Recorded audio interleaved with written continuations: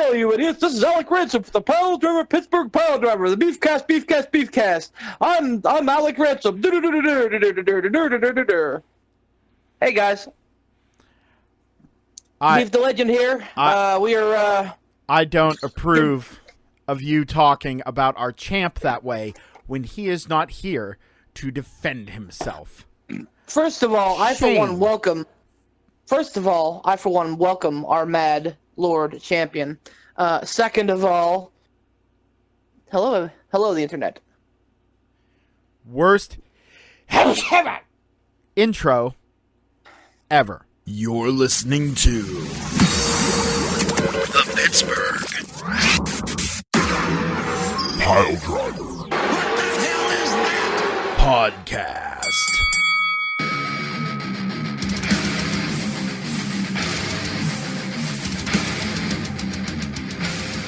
Hi everyone, this is P3 Podcast. This is episode still going with the original dynamic duo of Poot the Bard, baby, and Mr. Beef the Legend.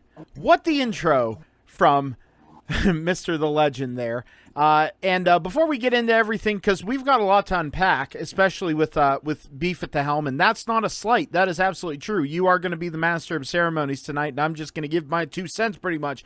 We would like to thank our lovely partners and sponsors, the casual gaming dad himself, Mr. Tiger. Uppercut. Bomb Tom and his page Casual Gaming Dad over on Facebook. He streams a lot of awesome games. He has been on a Mega Man kick recently, and I'll tell you what, he played Mega Man 64, and that certainly is by the minimal definition a video game. It's bad, and my brother loved Mega Man 64. That's why I fucking hated it, because I knew it was a bad game because my brother liked it. Well, it's the controls are awful, and it's just the drizzlingest of shits. Like it was just a poorly conceived game. They went, it works for Mario, let's do it for Mega Man. But the problem is Mario's controls were good. Mega Man doesn't have controls. It's just kind of like random inputs. It's lousy. But anyway, we want to thank him. We also want to thank Mr. Sean Tischler and his work with IWC in Clearfield. Hopefully, cross our fingers that things keep calming down and keep going as far as the pandemic goes. Let's not even bother with the riots that are going on, but the pandemic, what a year 2020 is, right? The pandemic that's going on, if things keep calming down, hopefully, we can have independent wrestling back, because I am jonesing for a show ever since we had to cancel Pootmas Weekend and Cage to Combat in Clearfield. But not we, the royal we, the editorial. But no, thank you to Sean, and we look forward to seeing you in the future, bud, and we look forward to coming to a lot of events. We also want to thank Gould Gaming for having the Pittsburgh Piledriver podcast shirt available on Casual Gaming Dad's store over there. So go to Gould Gaming. There's a link down in the description. You can get your very own Pittsburgh Piledriver podcast t-shirt, and also some awesome merch from Casual Gaming Dad himself, Mr. Tiger, Uppercut, Bomb Tom. Anywho, Beef, we had to cancel last week's podcast due to, we'll just go ahead and say, technical difficulties. Or a worse way to say that would be the sucky internet in Clearfield. Thanks, Atlantic Broadband. You're the tops. Suck my dick. All 2 inches of it. Now, Beef, no, we had to do that, unfortunately. We had like an area-wide shutdown, just breakdown period. And I was so upset because it happened literally 3 minutes before we started recording the podcast. The internet was being fucky. And I reset it. I thought it was fine. Got on here, said hi to the guys, and they were like, uh-oh, you're matrixing. And it was just me being angry for an hour and a half. So like a normal podcast. Well, I mean, no, except listen, minus the matrixing. Listen, I'm Switzerland most of the time, man. I am. Very rarely do I get heated on here, you know. That is true. We also I'm a little bummed because Ransom and I were talking while you were trying to work your show out, and he was talking about how he really enjoyed the Stadium Stampede series. I keep calling it series. The Stadium Stampede match from Double or Nothing, and Ransom is a notorious, like, I hate fun guy. So, like, listen, if you're gonna talk this talk, you better be ready next week to walk that walk when he comes back. Tell me I'm wrong. Tell me he has poo-pooed on, like, basically every other cinematic match. However, it has not been Jim Cornette style where he's shitting on it just to shit on it. He shits on it because, and he gives his reason why he doesn't like it. And you know what? And again, I'm not trying be in Switzerland here, really. It is not because he hates fun. It's because it's too outside the box for him, man. And honestly, I kind of get it. I love it, but I love the absurd. Ransom doesn't, and that's fine. But at least he gave credit to something that was expertly well done. Oh, dude. So the Stadium Stampede match. Stadium Series was successful because it was entertaining the whole way through. Money in the Bank had its moments where it was very entertaining, but also, I think, took itself a little bit too seriously. Yeah.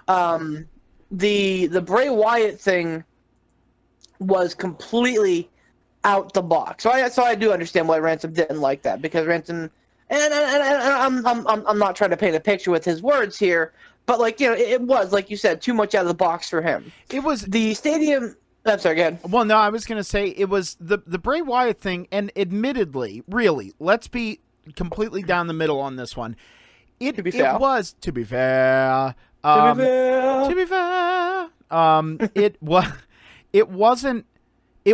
a match. It wasn't. It was a match in the sense there was a 3 count, and there were a couple moves thrown in there, but it was not a match. It was a feature. Yes, that's true. But anyway, continue. Anyway, he was singing the praises of the Stadium Stampede match because it was well done. Because, like I said, it didn't take itself seriously. It knew what it was. There was some stuff in the ring, but ultimately, like, the ring played a very small part of the match itself. We had the swimming pool of reincarnation that brought back various other Matt Hardy deities from the past. My favorite being version 1.0. That was wonderful. Yeah. And he seems to be fixated on that, so I hope it sticks around. We had the fucking 105-yard Northern Lights suplex, which was great. We had Sammy Guevara getting run down by fucking Adam Page on a cowboy horse. Oh my god! We had a bar fight with Hangman Page. Like, it was just everything. Sammy Guevara went to the Prometheus school of running away from things.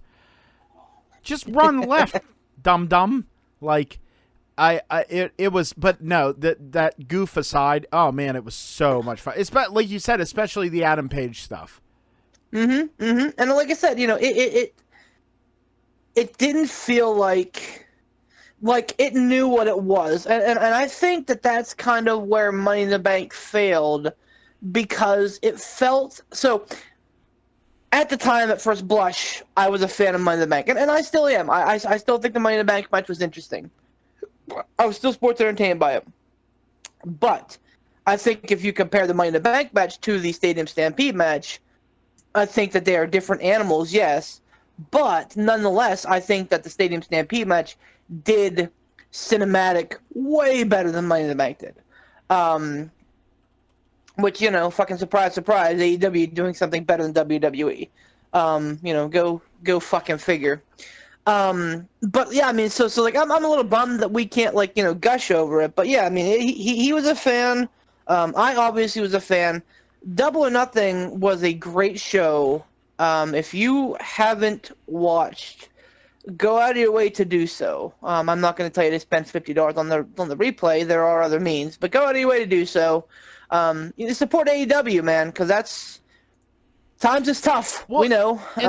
But throw some money at them. They're already proving that they're trendsetters. The biggest example of this is how from the get-go, pretty much from the get-go, they had a quote-unquote audience. in the rest of the roster. You know what I mean?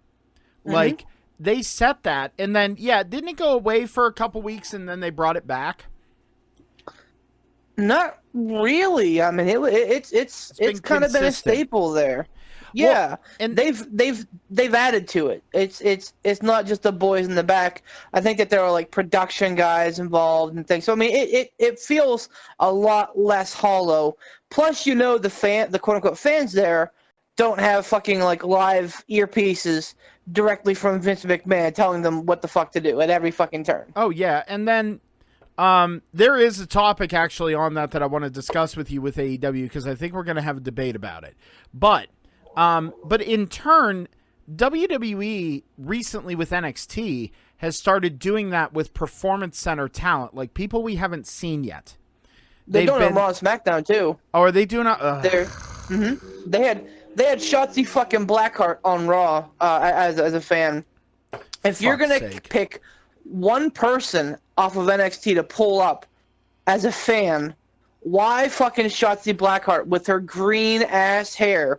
Someone that any fucking Joe Blow that watches NXT on Wednesday nights can go, that's fucking Shotzi Blackheart. You could have picked Raquel Gonzalez, taken her out of her makeup and left her hair down. Nobody would have fucking known the difference. Well, I don't think they're going for having nameless people in the crowd. Like, having a couple recognizable people is cool. Because, I mean, to be fair, whenever we watched, when we watch AEW, you go, like, you look and you go, oh, there's Butcher and the Blade. And they're in, like, the Butcher, Andy Williams, he was wearing, like, dad glasses from the 1970s and a pink, like, polo shirt. Like, you know, like, I mean, it's one of those things that people who really firmly believe in kayfabe are shook right now. But, like, it was one of those things that's like, you recognize people and you go, oh, that's him. Oh, look, there's Pineapple Pete. Oh, there's Big Swole, which is what I want to have the debate about. But my point was, on NXT, like, apparently, you know, because they film that and they splice it together, they don't just go one clean shot. Right. They make them stand there and they can't sit. Like, they're not allowed to sit down. They have to stand in there, and they have to stand for that sounds like a fucking Vince McMahon thing, right? And don't sit and don't sneeze. Apparently in between when they were recording and not, there was someone over the house speakers that were like, guys, we need more excitement. We need you to yell and scream. No sitting down. You gotta really be engaged. And like scolding them like children. Yeah. And that's the thing, is that, like, this is the reason why it works for AEW and it's not working for WWE. Number one, WWE looked and went, ooh, AEW's doing that. Let's do it too. And number two, AEW says, boys, go out there and have some fun. And they do. And they don't, you know, yell at them in between whatever filmings or whatever, what have you. They just let them be and let them do their thing. WWE, on the other hand, it's much more organic. Yeah, it's organic. WWE is trying to manufacture an organic experience. Yep, and it ain't fucking working. Fucking, there was a holy shit chant either at AEW 2 weeks ago or at Double or Nothing. Oh yeah, it was Double or Nothing. I'm shocked that they gave, like, the quote unquote wrestler crowd that, you know, much rope to hang themselves with, as it were. But I mean, it's a real experience. I laughed. JR made a comment, I think, on last week's AEW about like plexiglass hockey boards or something. Oh yeah. And I was like, oh, shots fired. You know, and I mean, you know that Cody has to be sitting in the fucking back, just fucking like has the beef dungeon master face on, oh, yeah. Like the the pented fucking eyebrows, peaked eyebrows and a smirk. Yep. His hands are fucking all pointy together, and he's like, yes, copy me, WWE, do what I do, because I'm the smart one. Well, and that's the thing, is that I don't think Vince thinks that people will see through that. You know what I mean? I don't think he does. I don't think he thinks people will see through, oh, we're copying AEW. To be fair, WWE actually started that. with John Cena in the crowd. John Cena like sent out like a tweet or an Instagram or some fucking social media shit before WrestleMania of him watching a match. He's like, "This is really fucking good," and I was like, "That's fucking brilliant. They should put people." Actually, I think it was Brittany. She was like, "This is great. They should put people in the stands like the wrestlers." And then the next week AEW did it, and I'm like, "Well, there you go." No. I'm not buying that. I'm not buying that Cody got the idea from there. I think Cena was just there. I don't think watching. he did. No. Yes. Like, but I'm not saying Cody copied them. I'm saying that, in all reality, they probably WWE has probably done that with people, but they told them to sit there and shut the fuck up and stay off a camera. Well, and whereas they should have like embraced and been like, you know what, fucking go nuts. Yeah, be fans, because every single boy and girl in the back, as they say, they're wrestling fans. How often do you listen to an interview and you hear people say, "I'm still a fan," or "I'm, at the end of the day, I'm a fan." Well, and I don't want to labor on about AEW versus WWE and how much better that I perceive them to be, because I'm obviously an AEW mark. But that being said, I mean, like, to me, the pandemic has been like separating the wheat and the chaff. I have not watched a Raw or a SmackDown since. Because they're boring. Because I don't care to.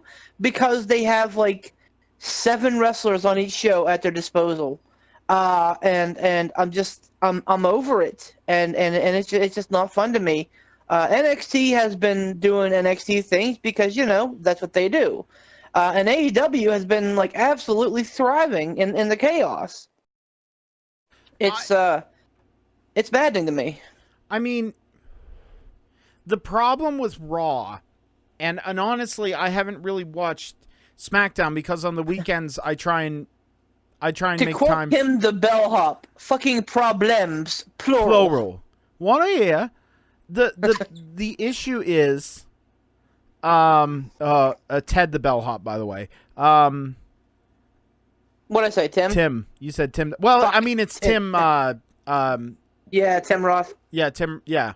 So, but the issue is when you watch Raw, there are spotlight moments. There are like flickering in and out brilliant moments of whether it's in-ring technical ability or whether it's from a storyline standpoint or whatever. But like even Kevin Owens' segment that he did, where he was in the ring with Asuka. It was the Kevin Owens show when he did that. And Charlotte was there. They were like, Kevin Owens was like, "This is the dumbest shit in the world. Why the fuck am I doing this?" You could tell it was in his voice. I mean, that man could turn, wheat into gold. He could spin wheat into gold. But I mean, even he was just like, "This is exhausting." He was cracking jokes with Asuka. He was cracking jokes with Charlotte Flair. It feels like a very trying and forced experience all around. That's the problem. AEW doesn't feel forced. Everything about it feels organic. And I think it's because it's predicated on the idea that these guys gave up the idea of how serious we are a long time ago. Yes, they're serious workers. Yes, they're serious about their business. And yes, they take what they do seriously, but they don't take themselves seriously. And because because you have things like being the elite. You have things like Jericho, "I've got a ticket," or putting the traffic cone on his head and laughing like a witch. You have the Matt Hardys. You have the Luchasauruses, the Jurassic Expresses. You have the Orange Cassidys. So everything about it feels a little more lighthearted and loose. And because of that, everything they're doing during this pandemic feels loose and organic. Agreed. One thing that NXT is doing very well. So one thing WWE is doing well is NXT. One thing NXT is doing very well is Killer Cross, man, or Karrion Kross now. Oh yeah. It's all magic. Putting him right in the program with Ciampa was brilliant. That was a brilliant call.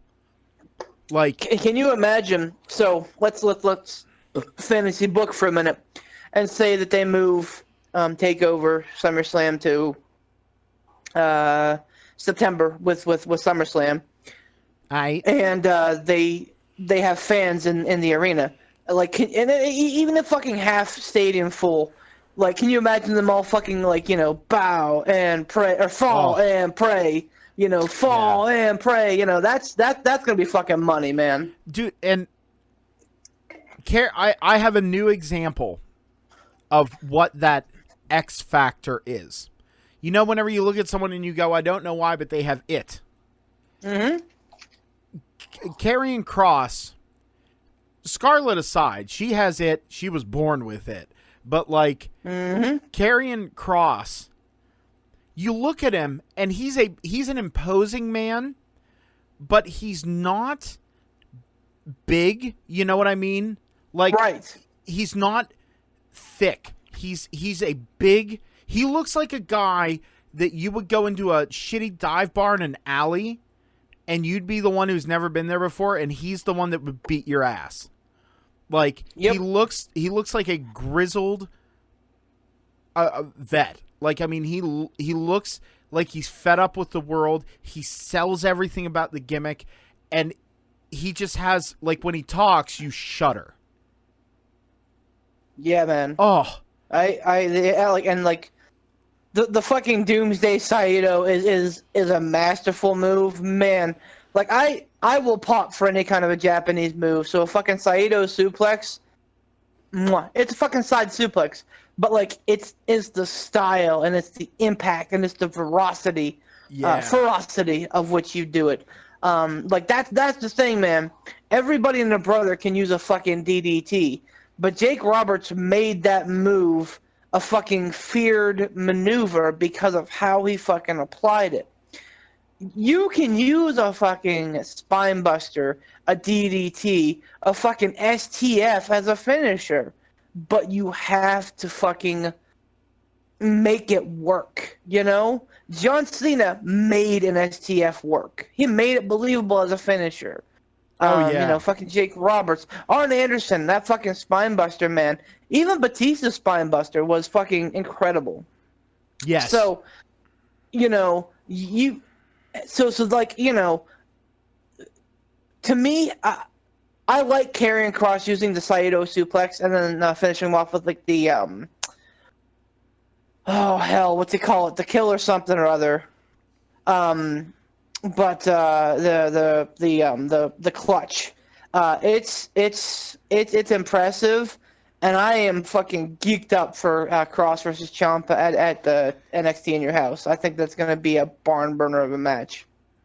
Oh, absolutely, and I think it really behooves both men to have someone.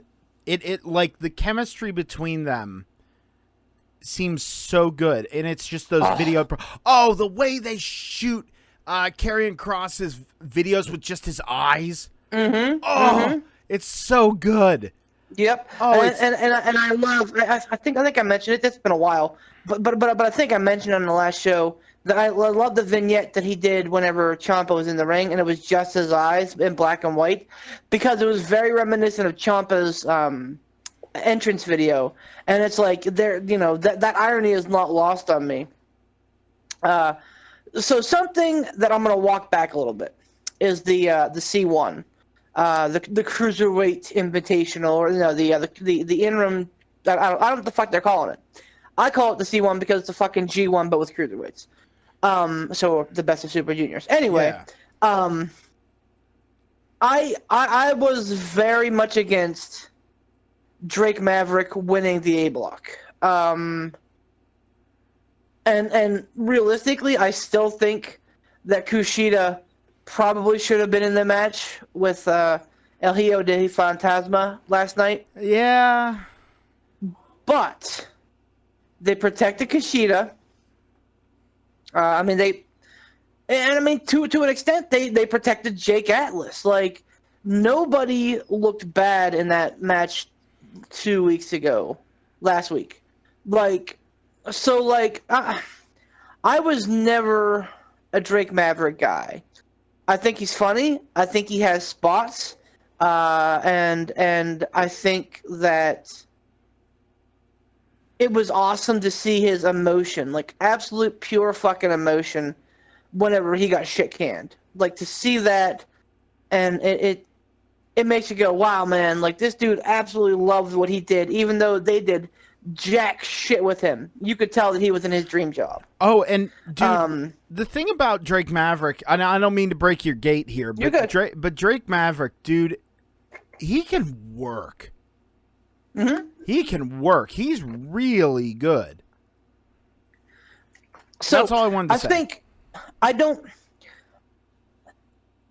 I'm glad that the contract thing with him is over, because this whole, like, him as a bleeding heart, it worked for what it was, but I think that it ran its course. And I think Absolutely.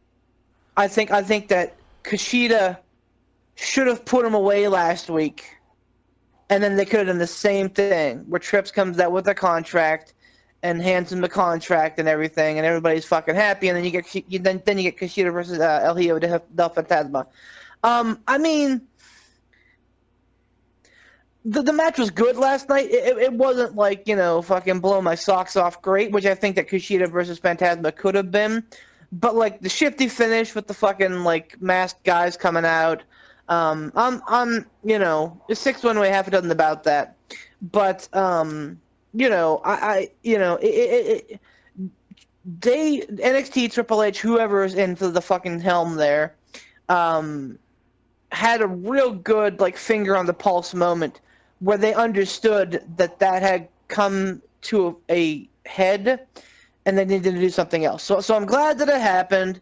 It was entertaining. I was sports entertained.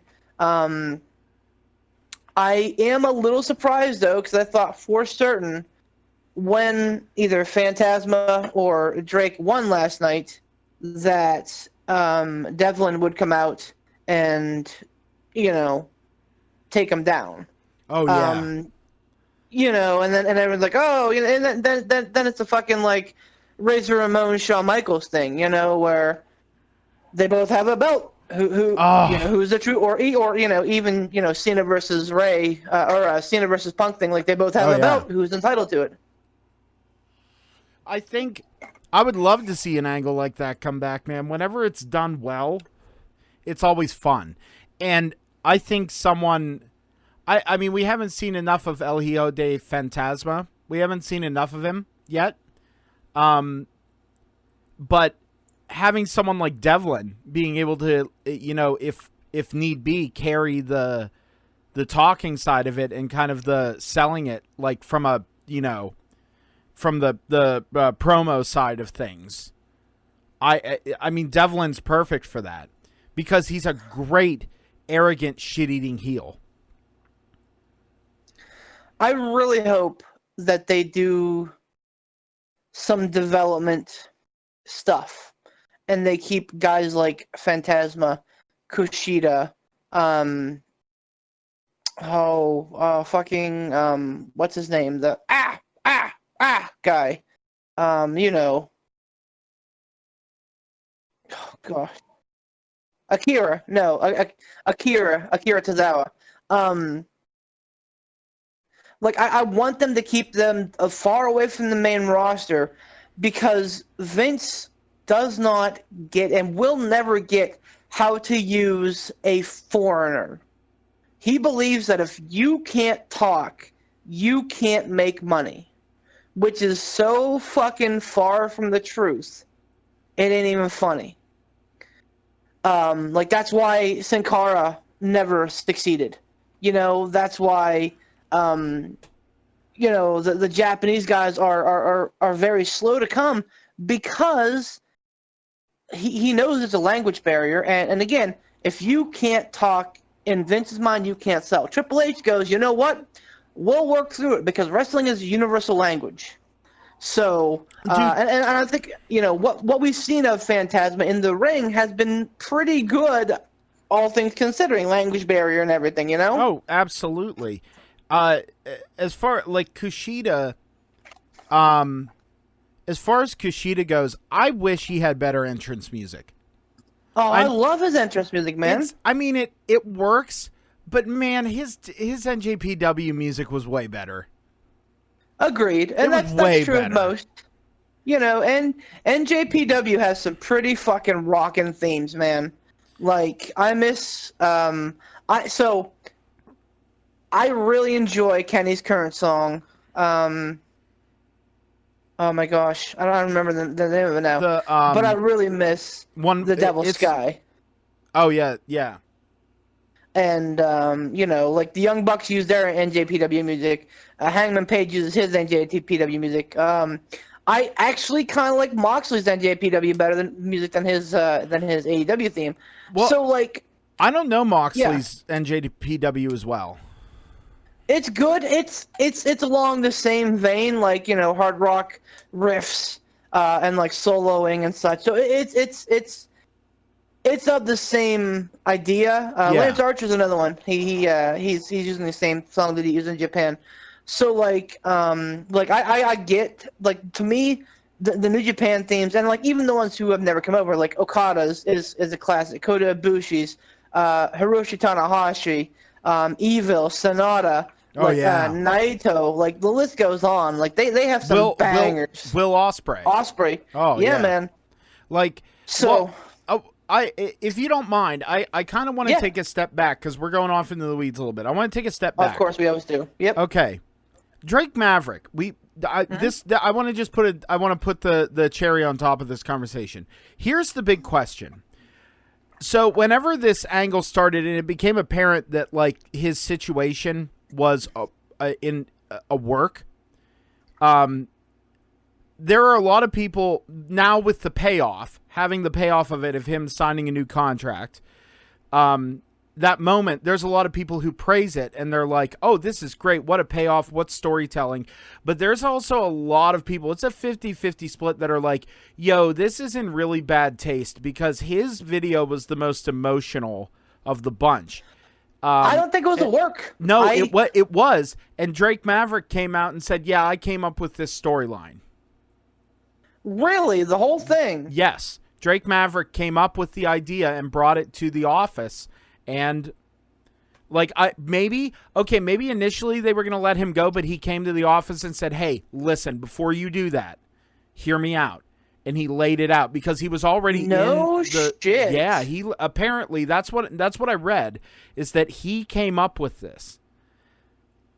Huh. So, right? In my mind, I thought that like he legit got shit canned. And Triple H was like, whoa. Like, we're going to use this guy for a tournament. And they went to him, they said, hey, are you still, and he did this fucking the viral video with the tears and what have you.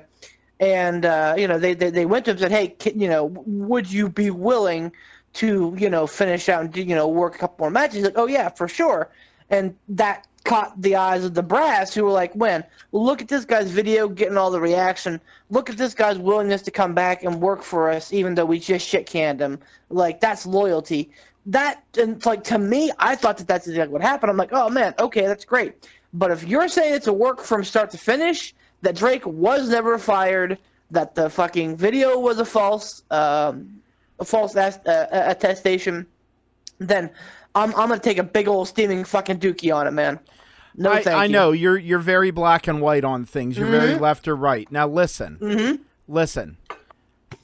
We're gonna have to see how things develop out of this for me to make a judgment call, because if it was Drake was laid off, and because they couldn't break this programming, and it's like, okay, you're gonna lose your next match, and you're just done. I like to imagine Drake being told that, and he's like, oh, this, that, and then he comes up with this idea and goes to them and go, look, here's the deal. Keep me on, and he pitches this idea and how it'll, draw whatever. So who knows? Maybe he actually was canned and this idea saved him, and the ability to like put together this like bleeding heart underdog story. And then also him get to show off his talents to show that he's useful Like, basically, it was an overall ability for him to show that he was able to work all facets, develop a storyline, really show his skills in the ring versus just goofy comedy matches or pissing himself on TV. You know what I mean? Like, right. So I think that we need to hear all the definite details and hear how it was laid out and if it was entirely a work or not.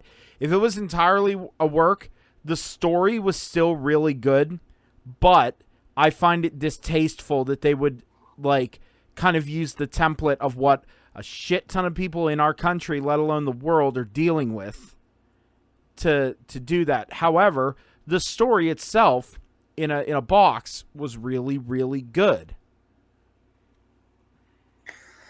So I'm just trying to find some articles while we're talking, and I can't find anything. So Leo Rush, of fucking Big Mouth fame. You want to talk about banger today. theme musics? Dude, his theme music was a banger. It was. It's true. I have it on my workout list. It's one of the first two on my list because it gets me pumped. What I'm seeing so far is that it looks like the initial release was a thing. Because let's be real, for them to work a storyline with what, 23, 24, 30 people getting just shit canned, some of which are layoffs. Yep. Some of which they're saying, hey, we're going to get you back when we start getting an income. Some of which are, hey, you've done a great job for the company. Best of luck in your future endeavors. So it's, for them to work an angle 100% out of that, I think is very fucking shitty. I think it's probably the latter, where I think that they had plans for Drake to be kind of a fluffer in the not in the porno sense, in the fluffer in the A block, the guy who kind of gets a win, maybe two, has a couple nice outings, but ultimately he's there to kind of job out to Kushida. Yeah. And then, again, I think that they saw the video, they saw the reacts, they saw his willingness to come back and work, and they're just like, you know what? Let's run with this. And Spud could have went to them himself and said that, and that, makes sense because, again, when you are fighting for your life, and your livelihood, you'll do whatever you got to do. So I get it. And so, yeah, I mean, if it's the case that it was born, that the angle was born out of it, that's fine. That's cool. But if it's you take one of the bleakest days in WWE history and you fucking work an angle off it, that's pretty fucking shitty for the other, 29, 30 people who are like, oh, neat. Leo Rush even said, hey, you guys are going to hire us all back? So... Well, apparently they're offering new contracts to talents at a substantially, and I want to stress that, substantially lower rate. I'm sure. Apparently, by all accounts, the offers that they're giving talent to come back and work, they would literally make more money anywhere else that they went to work. Well, and here's the thing. I think that there was an initial, pretty big fear about AEW because it was the unknown. And so, you have your thoughts, okay, if we let all of our big names go, where are we going to be in 2 years? Right. I think that some of that fear has subsided a little bit, but I don't know why, because AEW has had consistent ratings between 600,000 and 1 million viewers. For a fledgling company, that's pretty good. Not only that, but 90% of the time they're besting NXT, probably more than that. They're besting NXT in their ratings. So to me, I don't know why Vince would back off unless he's like, oh, well, they're not getting close to our shows. Yes, rating wise, yes, but your shows are getting closer to them rating-wise because all you're producing during the COVID is a steaming pile of donkey shit. That was the perfectly timed fucking burp. Oh, my God. I belched him. My cat was looking at me like, really, dude? Really? Was like, on camera? Really?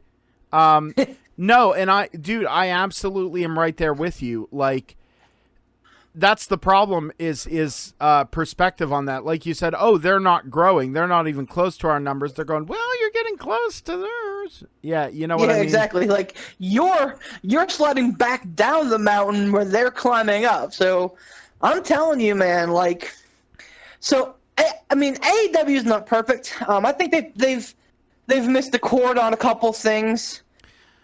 I'm not super happy with what they're doing with Brody Lee. I think that was too much too soon. But I mean, you know, who are you gonna feed to Moxley? You know, like you can't just have him lose. But still, Brody, I think, you know, if memory serves me correctly, and I was pretty deep into some big beers that night, but from memory serves me, Brody Lee, they kept him pretty strong. I mean, yeah. So I think the end of the match came when Moxley hit the paradigm shift through the stage. So like, you know, I don't know, like so like, you know, or like Cody winning the TNT championship, like, yeah, that little come things on. Like he's trying to be John Cena, and I get it. Like, he wants to make a mid-card title important, and like I think that we saw the blueprint for how Cody's mind is going to work on this thing. I'm going to put the young guys over, the young great talent over without losing. Okay, but that's only going to work for so long. Yeah, that's going to get real old real fast. Right. Like, last night was Jungle Boy, next week is Mark Quinn. Like, at some point, a monster heel is going to have to take him down. Be it Archer, be it Wardlow, be it Cage, somebody. Oh, it's got to be Cage. Dude, Cage, well, and Cage, Wolverine is ridiculous. Oh, dude. Like, I am, like, I'm not a big Haas guy, but, like, 3 of my favorites right now are big Hosses. Him, Cross, who, you know, as you mentioned, isn't really a big Hoss, but he's, like, the same, like, attitude, and Lance Archer. They're like, not... Those 3 guys, I could just watch them wrestle forever. I don't consider them Hosses. Them Hosses. Super fucking agile Hosses. They're like Bam Bam Bigelow Vader style Hosses. No, they're beyond that. Like, I mean, you saw how Cage moved. Jesus Christ. Guys that are that built and that's I might as well use the term, that swole, they don't move like that. Like, that man is something special. I consider someone a Hoss. You know who I would call a Hoss on the AEW roster? The Butcher, Andy Williams. Oh, okay. That's a Hoss. Now, he Agreed. can work, but and obviously it works in the tag team because you have the Butcher, who's the big, strong Hoss brute, and then you have the Blade, who's the more agile one. You know? So it works in that context, but yeah, when I think of the word Hoss, that's what I think of. Is a big brute who just steamrolls, like, just out of brute strength. That's fair. Yeah, it's fair. But I mean, like, that's what Cage and Archer and Killer Cross have done, though. Like, they've squashed opponents with their brute strength. So, like, but I understand what you're saying, that there's so much more to them. Oh yeah. I mean, and so, to me, I would think about pulling the trigger on Brian Cage at Fyter Fest. Having him go over Moxley. I mean, he's money. And not to say that Moxley isn't. But I mean, so I think ultimately the plan is for Moxley to lose, probably at All Out, probably to MJF. They may have Moxley go longer, but I think the next plan for the champion is MJF. I would be okay with that. And I think it would be good for Cage. Have MJF get the belt, hold on to it, and just greasy win everything. Just absolutely get away with murder constantly for a couple months, like a good half year minimum. Then have like Cage or Wardlow come out and go, "You ain't pulling that shit on me, boy," and have them just eat him alive. You know what I mean? Yep. But that's how you make a mega face. Absolutely. And also, I think it would behoove them to take the belt off Moxley simply because I think for Moxley, yeah, he's money right now. But I think really Moxley strives whenever he's really hungrily chasing something. When he feels like he has to kick, scream, and claw and fight out of a corner. I agree. And I think that Moxley can be money for you without that title. I think that you can put that title on anybody else in the roster, and Moxley would be just fine seeking out and just kicking ass. Like, Stone Cold, no man. fucking... Yeah, man. No fucking stories, no fucking titles. Just go out there and whip some ass and leave. Just, brute force. Like, you said... Go on. Go ahead. No, you go ahead. No, I was going to say, while we're on the topic of AEW, you said you wanted to bring something up about Big Swole, so I'm interested to hear it. Go ahead. Right. So the argument is because the YouTube videos and podcasts and things of that ilk that I watch, a lot of them are praising how Big Swole was being in the crowd, very animated, very in the face, very, very extra, if you will. They were praising her for that. Now, I know for us, we immediately all took it when we were watching it, and the rest of the dudes that we were watching it with can corroborate. We went, oh, you're putting yourself over, are you? Yep, went into business for herself. Yeah, going into business for herself, putting herself over the whole 9 yards. But the more I listened to it, the more I kind of sat there and was like, instead of going into business for herself, she saw an opportunity. She saw an opportunity that you don't get as a female wrestler to really interact with male wrestlers. At least on mainstream wrestling, you don't really get that that much. And she pulled the trigger and she went for it, and it worked. I mean, it fits her character. It suits her. And, I don't think it was super distasteful. It was just really kind of like jarring because no one else was doing that.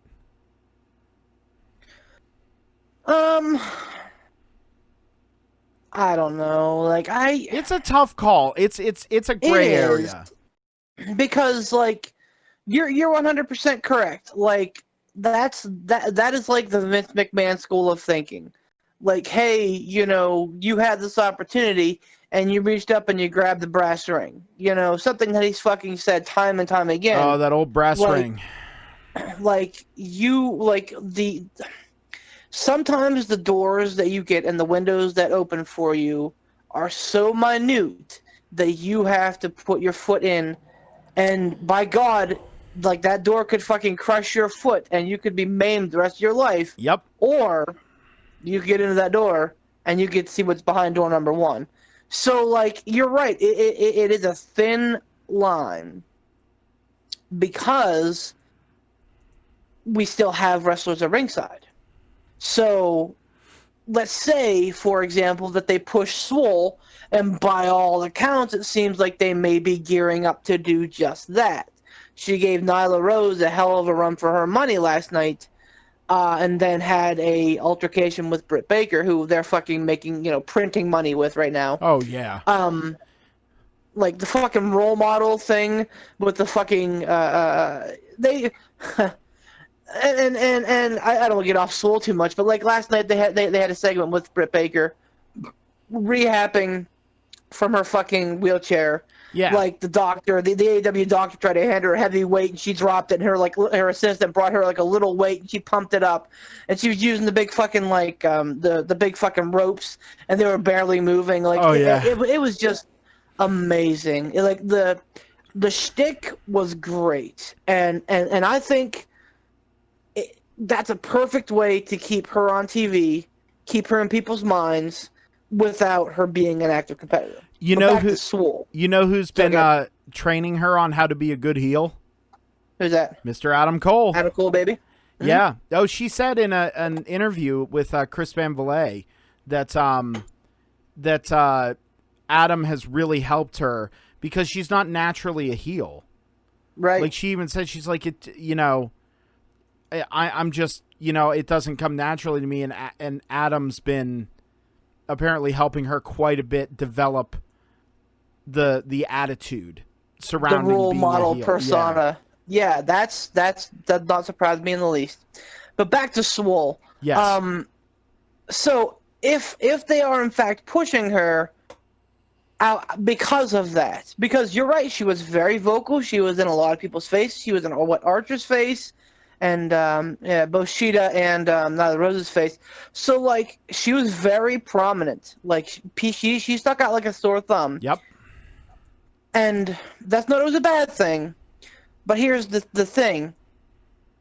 It's definitely a slippery slope, because if you push her for doing that, now every Tom, Dick, and Harry, fucking Pineapple Pete's going to be, schlocking his stupid fucking pineapple at ringside. Fucking Billy and Austin Gunner are going to be, like, dicking off. And it's where do you draw the line? Like, because she was successful in what she did, because wrestling is a copycat business. People are going to say, oh, man. It's setting a possibly unsavory precedence. Precisely. To where the guys at ringside are going to be trying to get themselves over versus the guys in the ring. Right. And a guy, the Kato has a wonderful take on this, where refs are not part of the story. The announcers are not part of the story. They're not characters. They're, the guys that are part of the story are wrestler A and wrestler B. And, it's, and perhaps a manager. So, the crowd isn't part, it's part of the experience, but they're not part of it,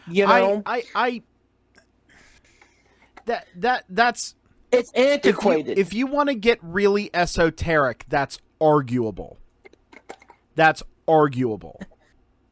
antiquated, and like I said, again, I'm not trying to pick a kid or anything, but he's a booker, and he's a wrestler, so that's his line of thinking, and I understand that, and it makes sense. It's logical. It is absolutely logical, because we've seen how many takeovers with the crowd, and not even takeovers. I think at takeovers crowds are perfect, but the Raws after Mania, how many fucking times did the Raws after Mania have the crowd try to put themselves over? You remember that year You remember that year that Cesaro ripped up Beach Ball?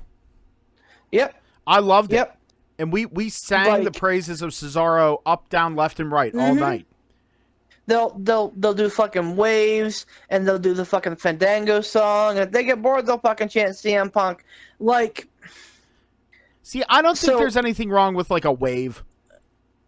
I don't. Because you're taking because it has nothing to do with the in-ring product, okay? Well, yeah, but that's the same way at a football game or a baseball game.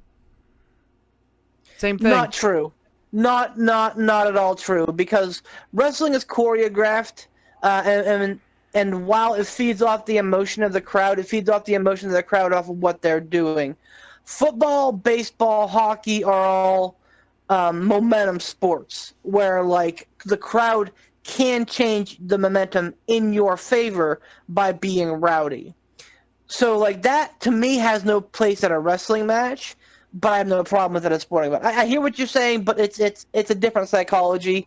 Take it from me. I'm a doctorate in watching sports from my couch. True armchair professional. Exactly. But my point here is that it creates a slippery slope with the wrestlers at ringside putting the spotlight on themselves as opposed to putting other people over. And I don't think that they'll do that. I think that the elite would kind of nip that in the bud. They say, hey, you know what? But I mean, for example, one of the first schlocks I loved about this whole thing was whenever the wrestler started in the crowd, and MJF and Shawn Spears were gambling on the matches. That was wonderful. Or Sammy Guevara having drawings of people in the crowd with him. Oh yeah, fucking magic. So there is room for that, but I think you have to be very careful and pick your spots. So in reflection, I think that I'm okay with it, because I think that Big Swole picked her spot. And I don't think that AEW is going to rush out and give her the title because of it. I don't think this is like a hot hand scenario.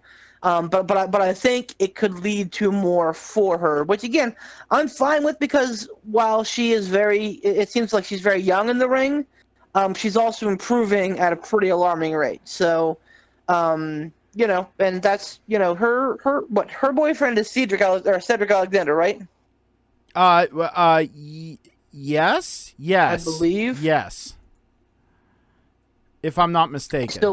So he can definitely fucking show her how to fucking work. Oh, for sure. But Also Cedric. I know, I fixed it. I got it right, but it was just the second time. So let's talk about NXT TakeOver in your house. Right. We got picks, boy. I guess it's going to be you versus picks. Me. Mm-hmm. Well, and Ransom may drop picks later on. Tom can always drop picks as well. There's always the opportunity. Ransom's at the end of his 2-week reign because it's he's won his annual Double or Nothing championship, so it has been written. But I jest. But I think this card has a lot of promise. Oh yeah. I got very excited about it once they started putting some big hitters on here. So, I last week's NXT didn't do it for me. I know that you were a big fan, and I thought that we were going to come to a head on that last week. I was sports entertained the entire time.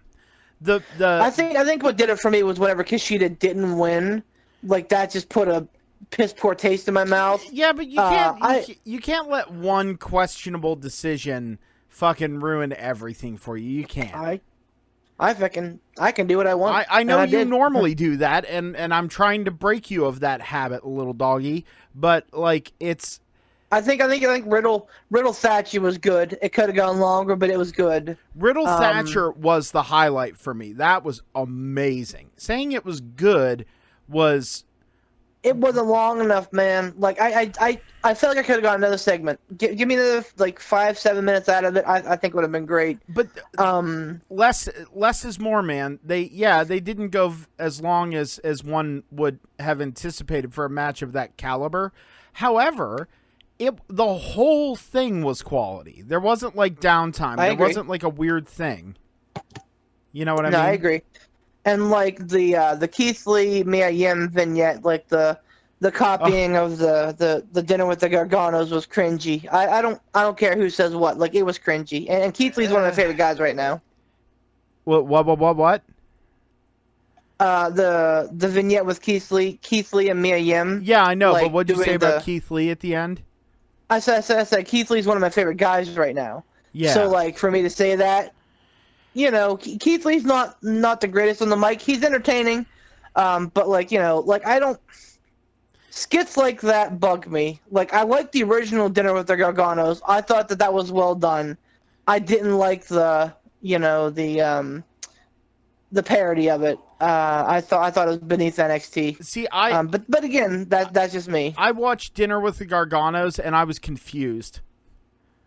I was literally I get what they're going for, but this feels like people who are faces trying to be mean.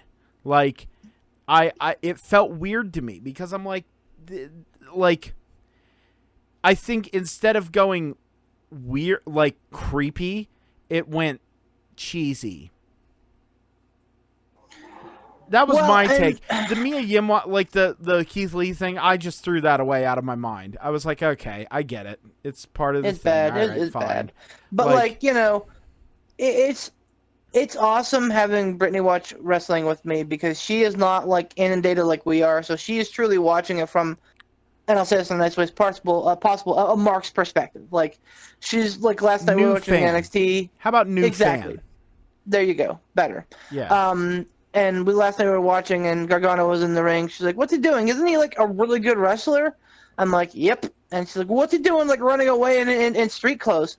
I'm like, "It's because he's that's the only way they're gonna get Johnny Gargano over as a heel, is a chicken shit bullshit runaway heel." Yup. Because he doesn't have the size to be an imposing heel guy. Tommaso Ciampa, the Psycho Killer, like the whole like cerebral thing worked masterfully for Ciampa. Well, and Gargano can't pull that off because he's fucking Johnny Wrestling, But it's also because Ciampa had honed that personality on the indies. Mm-hmm. Gargano has always been, the ultimate face boy. Yep, the ultimate underdog. Johnny Wrestling. Yeah. So and I don't know if it's a Cornettism or a Meltzerism, but one of them at one point said something to the effect of like, you can't be a bad guy and then go out there and wrestle a 5-star match. You cannot do it. Like, as a bad guy, you have to take the hit and know that your matches may not be the best because you can't entertain you can entertain the fans, but you have to do it in the right way. You can't go out there and put on matches that make them go, oh man, what a fucking match. Oh yeah, Johnny Wrestling, man, what a guy. That is flat out a Cornettism, Cornettism, by the way. Yeah, and so like there are pieces of Cornette that I'll take here and there, and that's one of them where I don't think, like, for example, no, that's not a good example. I was gonna say Shinsuke Nakamura and Sami Zayn, but neither of them was a heel in that match. Like, it's very tough for like Kenny Omega, for example. As a Bullet Club guy, he was a heel, but because he kept delivering, match after match after match, the fucking best bout machine, he became a mega face. Like, that's what happens, because people look at you and they respect you and they're like, man, this guy's fucking working his ass off in the ring for us. We should appreciate him. And I mean, ultimately, on a much, much, much lower level, Randy Orton's the same way. Like, Randy Orton's a fucking slimy, greasy heel, but he comes out and, like, he does something that makes you go, well, that was pretty cool. Or, catches someone out of midair with an arcade, you're like, oh, that's pretty cool. It's tough as hell to keep him over as a bad guy because he does things that you look at and you go, that was kind of cool. You know what I'm saying? Yeah, oh, absolutely.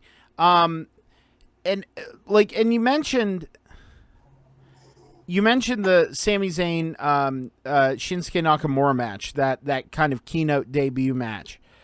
The reason why you could get away with both of them being faces is because everyone in that crowd was a smart mark, was a smark, and they knew Nakamura and they knew his legacy and they knew how well he could work and they loved Sami Zayn and they knew that this was going to be a good match. So going into it, people immediately were like, okay, there's no face, there's no heel, but god damn, are we going to see some good wrestling? Exactly. Like, But yeah, let's do some picks here, and we may loop back around to some other stuff. I think there's some stuff about Nia about Nia Jax that is bearing talking about. I think. Oh yeah. But let's jump right into the NXT Takeover in Your House picks. Yeah, boy. Let's start with. Sorry, got it, Poot? No, I said yeah, boy. Let's start with the 6-woman tag team match that pits. No. I mean, that wasn't because of the match. That was because I'm like, oh fuck, I forgot about this one. It is the faces, which is Mia Yim, Shotzi Blackheart, and Tegan Knox versus Candice LeRae, Dakota Kai, and Raquel Gonzalez. A lot of solid names in there. They're really kind of wrapping up a lot of angles really in this one. So I'll let you lead. Who you got in this match? Run the teams against me one more time.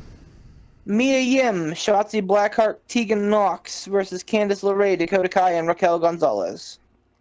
I feel like it wouldn't behoove to have Candice LeRae not go over.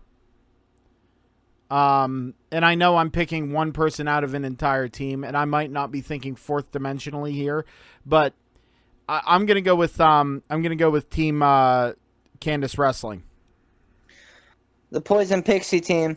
So I initially was gonna pick the faces, but I have a lot of other face picks tonight on this night, so I think I'm gonna actually go shift with the heels here. Mia Yim is someone who I think can eat some pins. It has had no problem with it. But Tegan Knox is another one. Eventually, the only thing. Eventually, you're going to run the course on that one. Like, that's the thing. Agreed. They really got to do something with her because eventually people are going to lose interest because they're just going to look and go like, oh, okay, Mia Yim's wrestling where she's going to lose. The Malaysian baddie. So, I mean, the only thing to me that they need to do in this match is make Shotzi Blackheart look good. I think that she could be the next star in NXT given what she does. But just fucking stop her from doing the fucking coffin drop because damn it. So I'm gonna take the heels here as well. Heels typically go over in like the big like bumblefuck matches, but then once Mia Yim gets her hands on Candice LeRae, Mia will go over, and once Shotzi gets her hand on Dakota, she'll go over, etc. So true.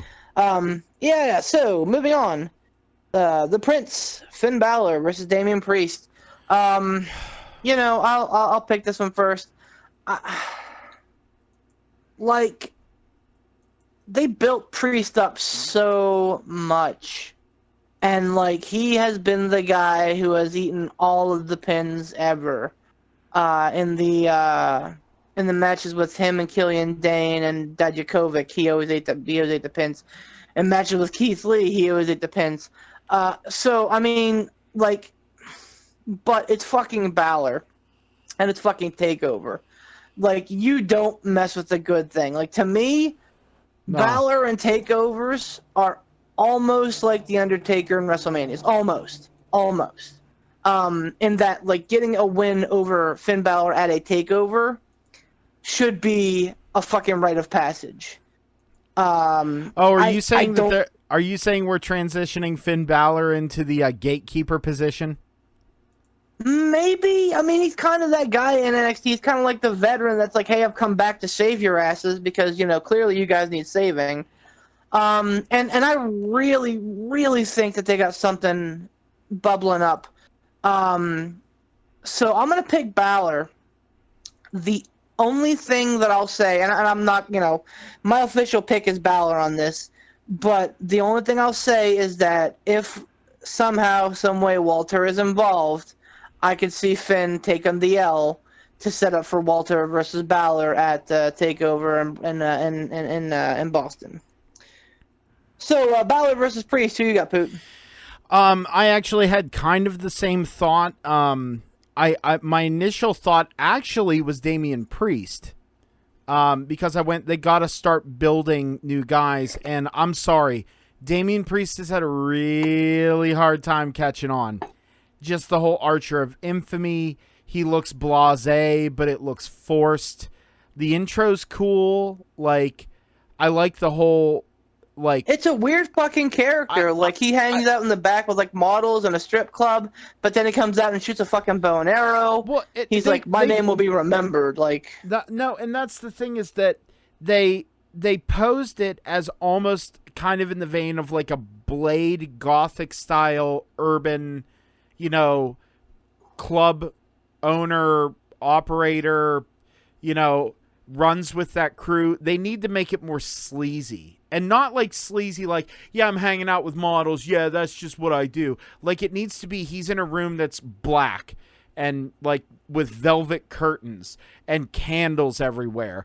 And he's just sitting there yeah, I have all this. I don't give a fuck because my name is not remembered. You know what I mean?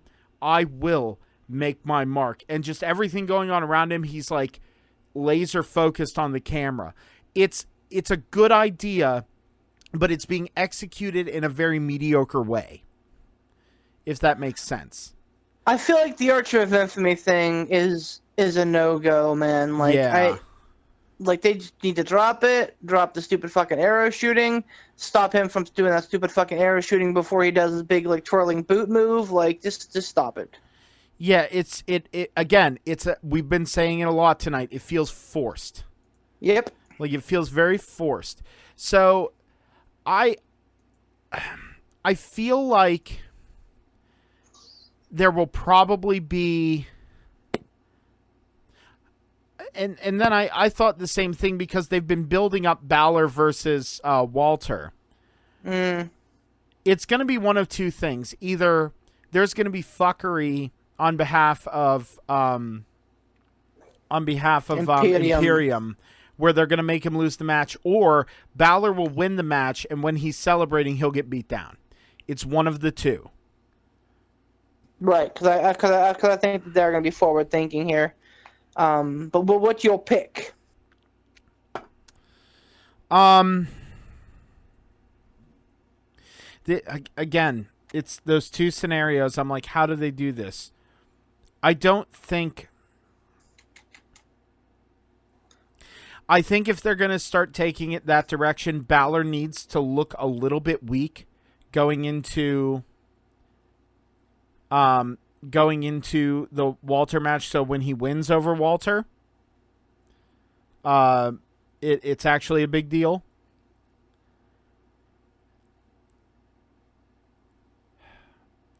You know what? I just in my internal monologue convinced myself out of it. I'm also going to say Balor, and it's because I think either way, an assisted victory does not help Damian Priest, nor does losing to Balor. You know what I mean? Right. It's a 6 one way, half a dozen the other kind of thing. And that's the problem. They've built Damian Priest up, but no payoff is going to put him over the top. Yeah. Does that make sense? It does. So the one thing that I'll point out is that Balor did just lose a match semi-clean to Cameron Grimes on NXT, I think, 2 weeks ago. That was a good match. It was a good match, and I think that what Priest got involved at the end there, and that caused him to win, that caused him to lose. So yeah, I mean, I'm gonna go Balor. I'm gonna go with my initial gut instinct. I'm gonna go Balor. Again, Balor losing in NXT needs to be a fucking comment, otherwise it loses the shine. You know, I think Walter's gonna be the guy that beats Balor at Takeover. By the way, and we may get like the Demon to come back and beat Walter at a different point. Oh, I want that. Maybe at a UK Takeover, but yet again another week where I haven't watched NXT UK, and it breaks my own heart. I don't think that they're running anymore, man. Really? Because of the COVID, yeah. Because producers and stuff can't get over there. I think they're not. They haven't run in a couple weeks. Like months actually. That shows how much I'm paying attention, right? All right, let's move on. I feel bad. I fell out of NXT UK, but it's a great product, so you should watch it though. Everybody should also watch it. It's very Tommaso good. Ciampa versus Karrion Kross. Poot. Oh, it has to be Karrion Kross. It has to be. It doesn't make sense for him to lose. Agreed. Ciampa's a guy that can eat the pins. Not all of them, but some of them. And I think the Kross is a guy that absolutely needs to win his debut. So I'm picking Kross as well. Limitless one for the North American title. Keith Lee versus Johnny Gargano. Johnny, don't call me Johnny Wrestling Gargano. So the NXT North American title would go a long way into help substantiating a heel Gargano character. You're not wrong. But, I feel like Keith Lee just got that belt a cup of coffee ago, just before all the COVID hit.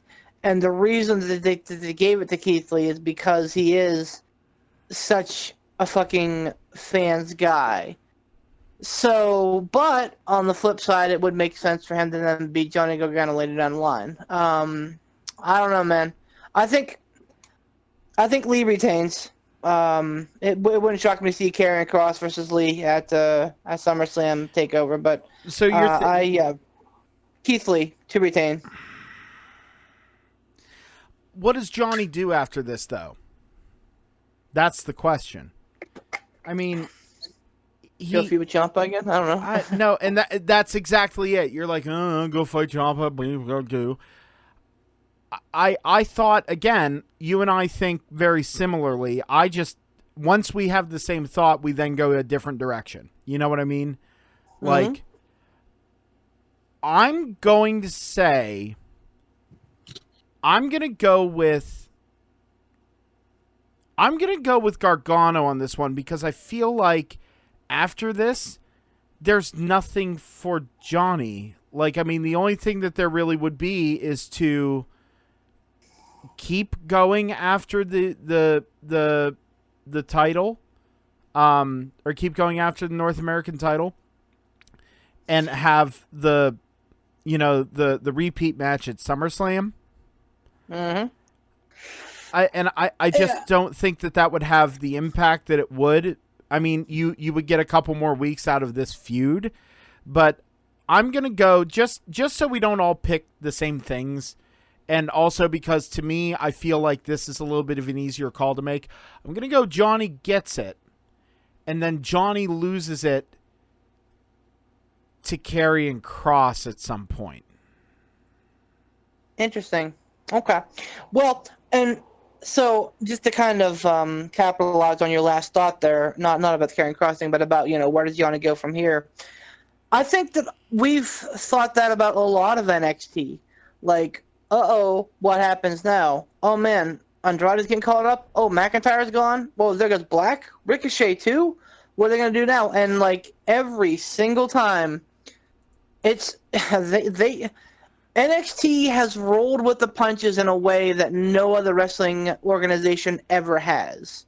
Think about putting over your top guy, like building a guy for a year and a half, only to have him win the title, and then fucking a month later, someone say yoink and take him, or him to go out with an injury.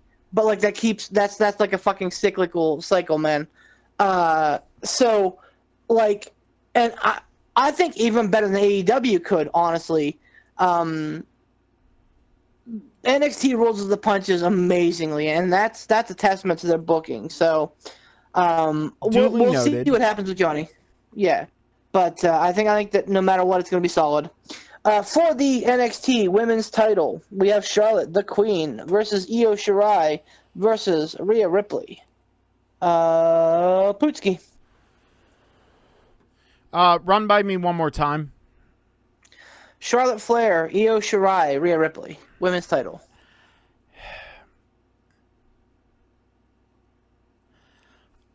Dude, like, the only person that I could see taking it off of Charlotte is Rhea Ripley. No offense to Io Shirai, but I feel like she's there to eat the pin. I love Io Shirai. I think she's great. I love heel Io Shirai especially. She does it well. And since Ransom's not here, I will bite the bullet and throw out the quote. She's so pretty. No, I feel like Charlotte retains, and Rhea Ripley gets it off her at SummerSlam. So I'm going to go with Charlotte on this one. This is a tough one. Right? Because this is literally the sword of Damocles. Like, if I knew for a fact... I knew for a fact that NXT, the next takeover, was going to be before SummerSlam in front of fans, I would say 1,000% Charlotte retains, Rhea takes it off her then. I don't. And the more that things are stacking up here, like,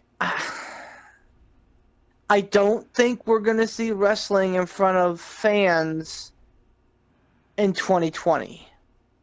I just don't. Half capacity, quarter capacity, fucking 5 people with a beer. I don't think we're going to see it.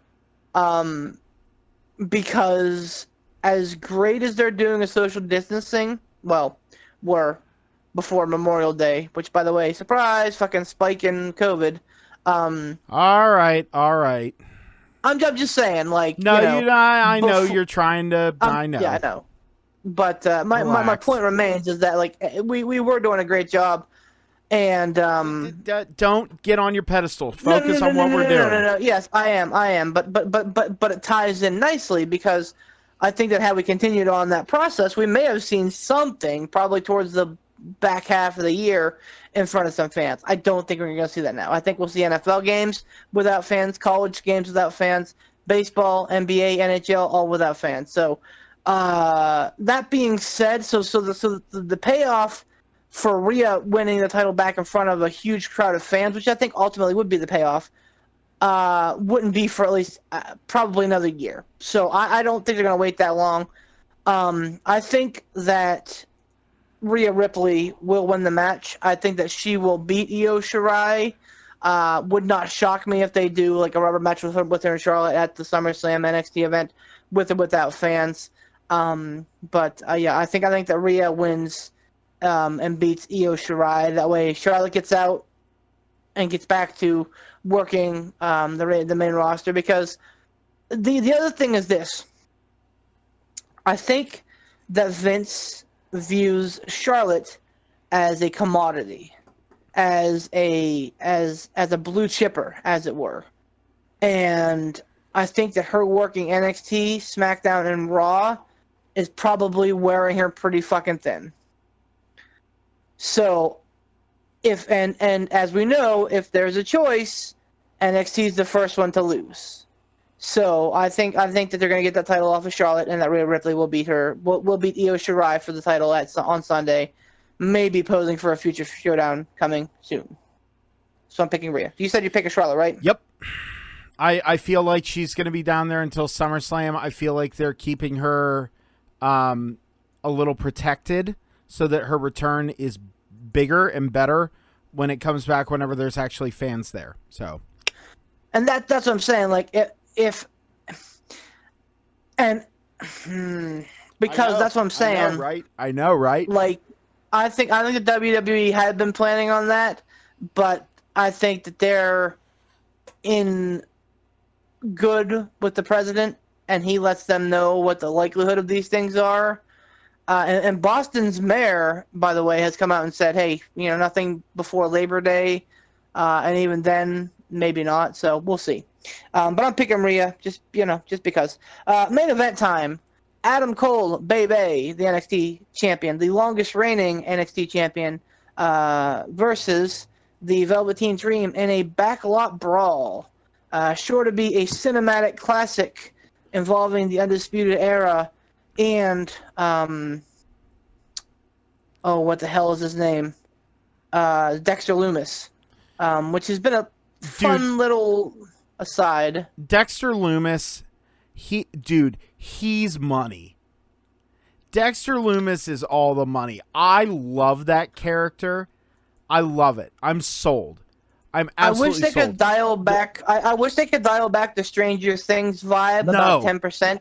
No, but I agree. No, I love it. No, I love the music. I love the get up. The stare, dude. Seriously, I have to sit and watch his matches and go, did he fucking blink? He's so good. He's super good in the ring. Anyway, regardless, it's gonna be a cinematic match. I'll pick first here. Okay, you calm down. Fuck off. I don't know. Maybe it's the up until last night, I was damn certain that Cole was gonna win. Now that certainty has slipped because last night on the Prime Target special during NXT, which was not as good as they had been, but because it was more of a wrestling angle this time. It showed Adam Cole with the Undisputed Era driving around in a limo, going to an Italian place and getting Italian food and drinking champagne and popping bottles, and he's like, I'm the greatest NXT champion of all time. It's been a year to the day that I won this title, blah blah blah. So it's that's laying it on pretty fucking thick. The other thing is, outside of it being a backlot brawl, if Velveteen Dream does not win, he cannot then challenge again for the NXT title as Adam Cole is champion.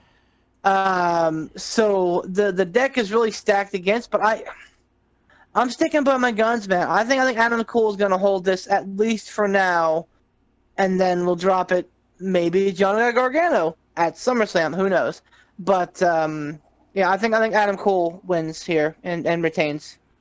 Oh, it's absolutely Adam Cole retains. Like, nothing against Dream, but, like, the thing is, you said he's not allowed to challenge while Adam Cole's champion.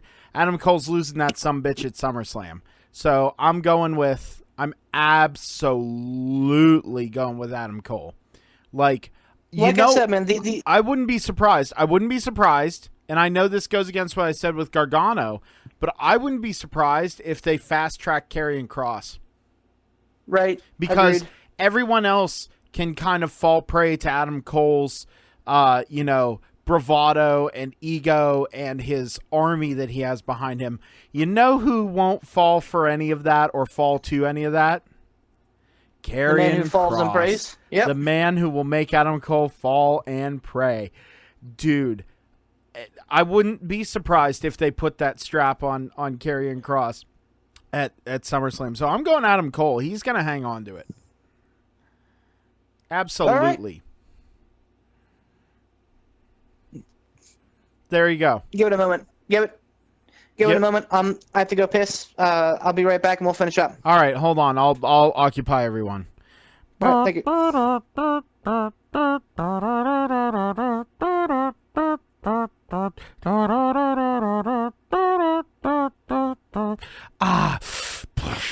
Anyway, I'll take this time and I'll thank the sponsors. So we might as well thank our sponsors again. Thank you very much to Casual Gaming Dad himself, Mr. Tiger, Uppercut Bomb Tom, and his channel, Casual Gaming Dad, and his page, Casual Gaming Dad's Corner on Facebook, and Casual Gaming Dad. Check him out on there. He live streams all the time, plays a lot of awesome video games, and he's a great, great guy. You can also catch him on YouTube and Twitch as well, Casual Gaming Dad 84 on there. And also, we want to thank Mr. Sean Tischler and his work with IWC and independent wrestlers all over the state of Pennsylvania and all over the country, hell, all over the world, because they are having to focus on trying to keep themselves in shape, and they're not able to do what they do. A lot of them aren't able to make money at this moment. So do yourself a favor, go on any kind of site where you can that are purveyors of merchandise for independent wrestlers, i.e. Pro Wrestling Tees. Buy yourself a t-shirt for an independent wrestler tomorrow. I know I talked about it on the last podcast or Breaking Kayfabe that I was picking up a Jackson Argos t-shirt because of my work with guitars and having to sink money into different things of that nature, and also bills, that evil B word. I haven't been able to pick it up, but tomorrow, that is, after paying my credit card, that is going to be my next purchase, is picking up a Jackson Argos t-shirt. So go on over Pro Wrestling Tees, look for your favorite indie wrestler. They probably have merchandise on there. Speaking of t-shirts, go on over to Gould Gaming, okay, and find Casual Gaming Dad's page on there. He has a bunch of awesome merchandise, really cool merchandise for ladies, fellas, the whole family. Something on there will interest you, and the prices are really good. On top of that, you can get your very own Pittsburgh Piledriver podcast t-shirt, okay? You can get it. It has our logo on it. Real nice. Real nice. It's the one that's on the video that you're watching right now. And if you're watching on Anchor or Spotify or Google Podcasts or any of the places you can find your podcast, then go on over to your YouTube channel and see the picture we're talking about. That's on the t-shirt. Also, maybe click that subscribe button. Wouldn't be upset by that. Let's see if Mr. Beef the Legend is back. Beef? She's done it again. She's done it again. Nia Jax has done it again. She's the worst wrestler in town. A little bit of a throwback for the producers to you. Yeah. Hope you got that. Oh, yeah. Get that the fuck out of here. Yeah. Anyway, so, she's pretty the awful. Go ahead. Lay it out. Lay it out. No, lay this out. So Nia Jax, who has a penchant for either hurting people, almost hurting people, or just being the drizzling shits in the ring, has done it again. Kairi Sane, the most recent victim, after a buckle bomb, Sane found herself being injured at the hands of one Nia Jax, which begs the fucking question, how many times are they going to do this with her? Apparently all of them, because nepotism is a hell of a fucking drug. I feel like Nia Jax's problem isn't that she won't be able to be a good worker one day. I feel like her problem is that she's been kind of handed her opportunity a little early, not on a silver platter, but it's been her shot and her pushes rather have been very very kind of sudden and very rapid, and I feel like that doesn't behoove someone who's still green. Like, build her up. Yeah, she's a monster, and how do you I use that term in wrestling terminology. She's a big, powerful woman, and how do you build someone like that? You have them come out and immediately dominate everyone, and when you have someone like that and they're still green, you got to put them with workers who can make that person look good. Not that they haven't done that with Nia Jax, but the problem is Nia Jax doesn't even seem to have the wherewithal to really let that person carry the match. You know what I mean?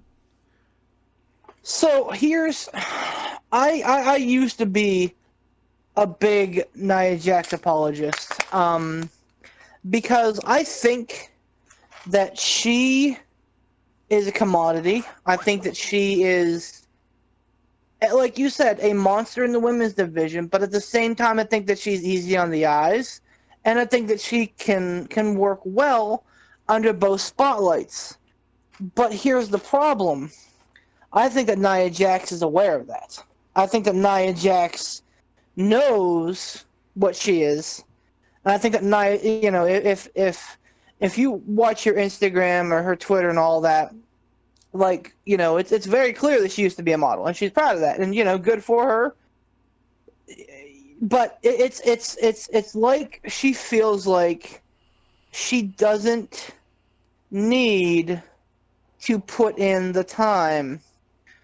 Hey, I am, I'm awesome. You're never gonna have someone else like me. I don't need to put in the time to be a good wrestler. That's something that I respected the hell out of Eva Marie for, believe it or not, because she was busting her hump to try and be a better wrestler with Spanky. Run the ropes and everything, and doing the fucking due diligence of what you do whenever you're green.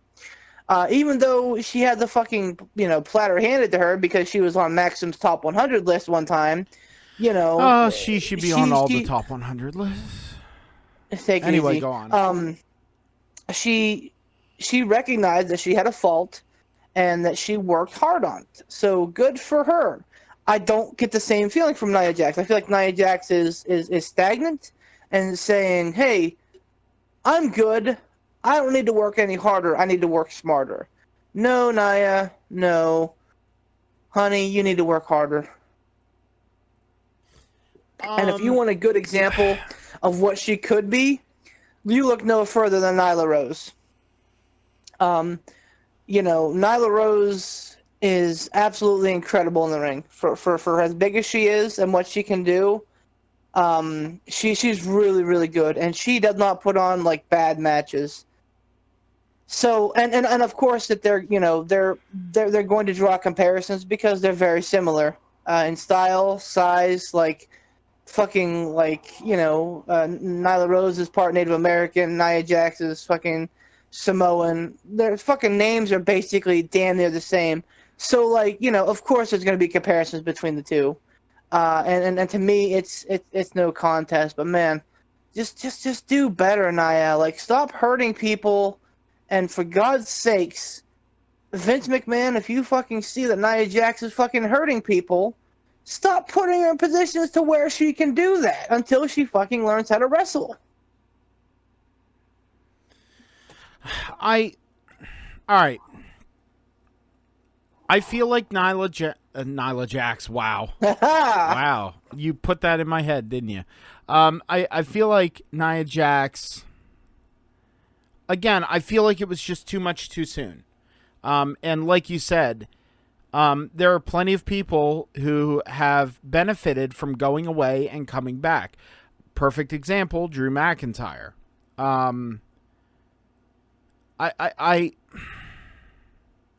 I feel like if Nia Jax put more time in the indies, or if they sent her to NXT or some kind of developmental or something, like, I don't know what, like, put her back somewhere where she can learn and grow. You know, it's the whole thing of a trial by fire. Like, all right, you had your chance, you hurt people, and you fucked it up. Like, I just feel like she needs more time to develop. It was all too much, too fast, because she was big, unique, and had that nepotism with The Rock. Like, I don't think that was 100% the reason that she got her push, but it was definitely a factor. And that's the problem, is that you need to be established. And not that she didn't train, not that she hasn't trained, not that she, doesn't know the basics. It's that she doesn't have the, what do they call it? The ring awareness that literally all her other peers have. Right. It's not that she's even bad in the ring. I don't think she's bad in the ring. No, you're 100% right. She's not, but she doesn't have the wherewithal. You're right. She doesn't have the ring awareness. That's a wonderful way of putting it, man. That's it exactly. Like, she does not. When you do what you do, and like this, and again, I hate to say it's like ballet, but it's like ballet. Like, you have to trust the people that you're working with to also work with you. And if you don't, then something catastrophic could happen.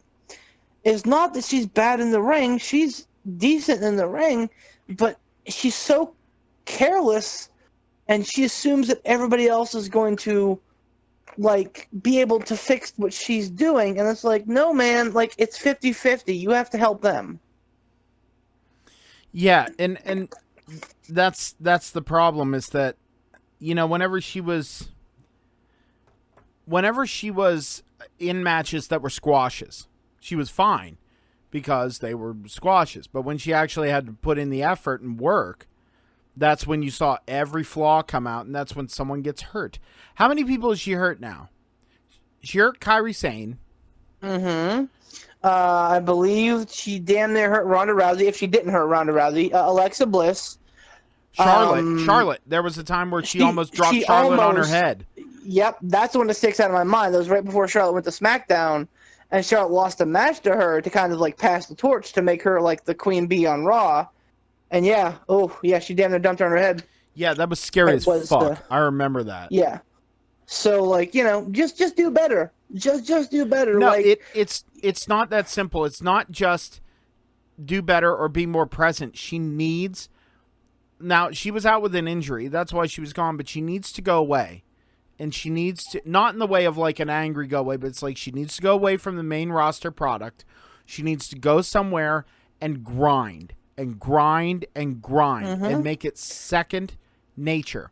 She is not a Charlotte Flair. Charlotte Flair didn't have the wherewithal. I know you don't like Charlotte, but for as little experience overall that Charlotte has compared to a lot of other women in the industry, she has that natural God-given ability to understand working.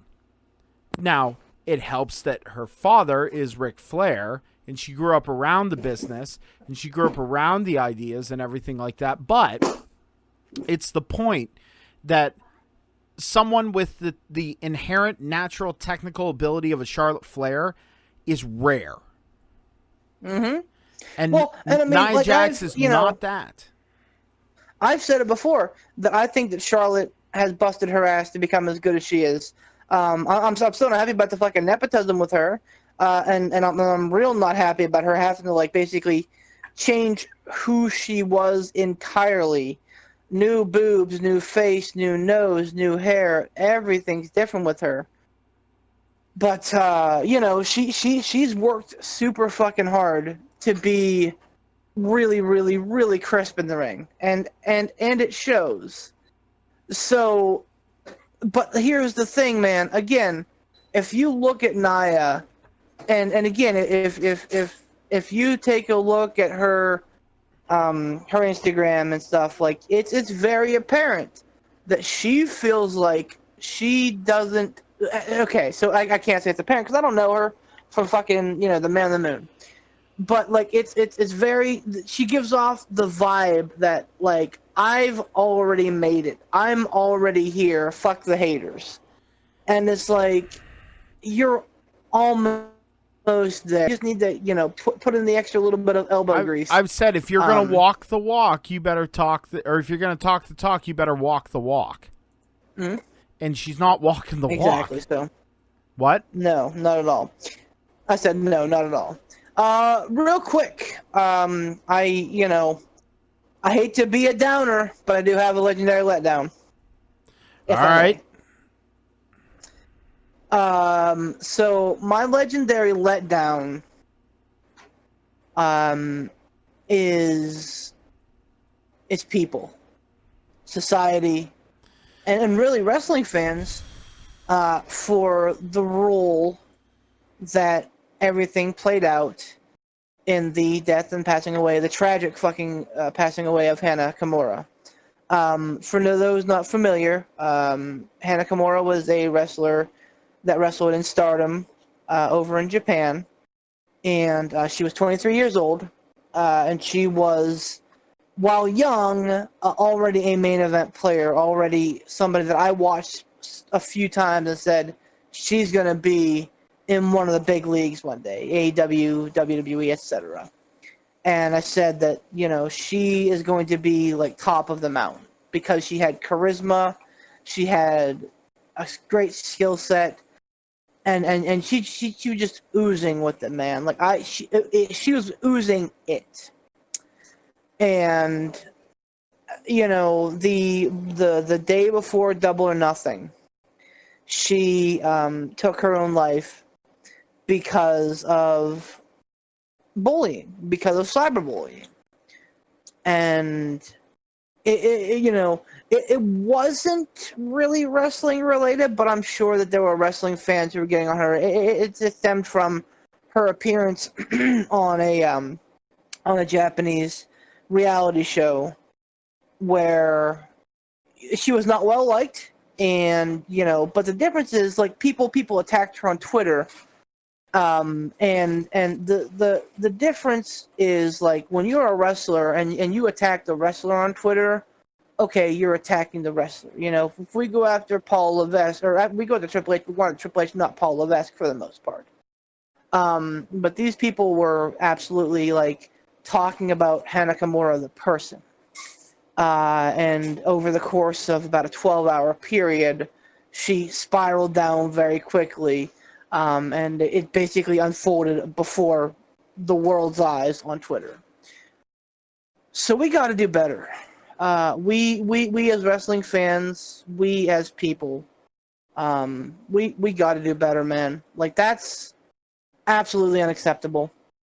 And I'm sure Ransom would say something about people growing a thick skin, but you know what? Like, I don't want to live in a world where everybody has to have a thick skin. I don't think we need to walk on eggshells around each other either. So there's certainly a happy medium somewhere in there. But I mean, if we're getting to the point where we are, going after people online with cyber torches and cyber pitchforks, to the point where they are, taking their own life. And I'm only pointing to her as an example because she's the most prevalent one as of late. But it's happened all across the nation. Every walk of life, every race, every creed, every religion, has had this experience. So, we just got to do better. We got to do better. Okay. So I was going to come back with a joke like in Jim Cornette voice and everything like that, but I'm not going to do that because her passing was so hard. And you know, I don't know about you, Beef, but I know a lot of people who have the inherent ability to just not give one actual single fuck what anyone thinks. You know what I mean? And you know, growing up, you're told that the people who do that, they're the ones who are actually the most insecure. But I don't know, man. I know plenty of people now who they could care less about what anyone, their friends, their family, random people could think about them. Like they could care less. They have unflappable confidence in who they are.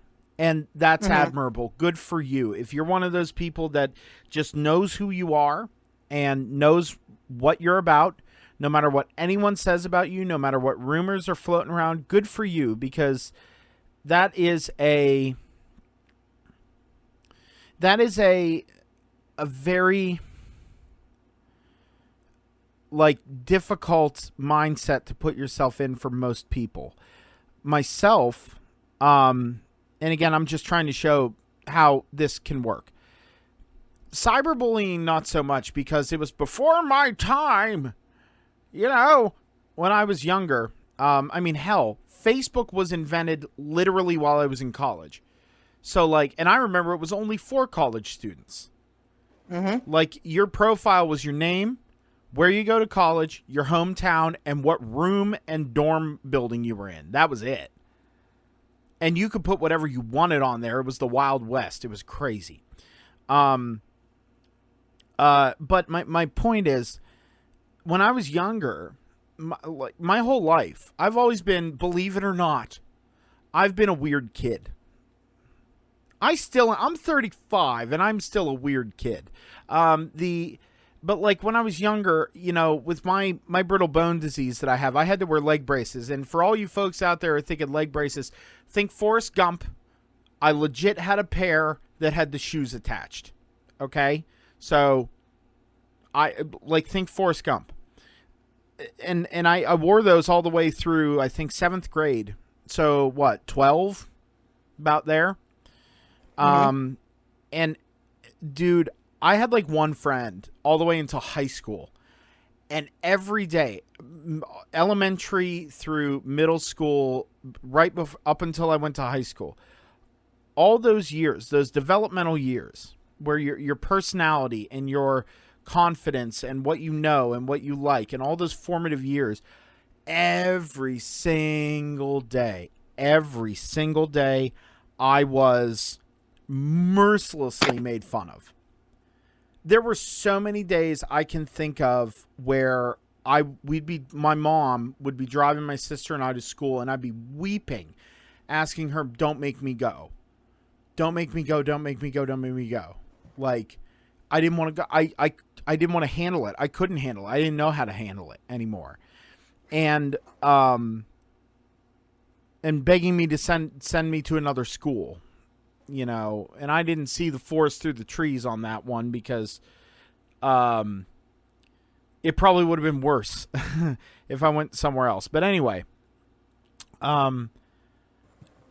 because of that, and I really truly to this day, there's a lot of times where I worry about what other people think about me, and I worry about my perception, and I'm trying to let go of it. I'm trying to change my thought process.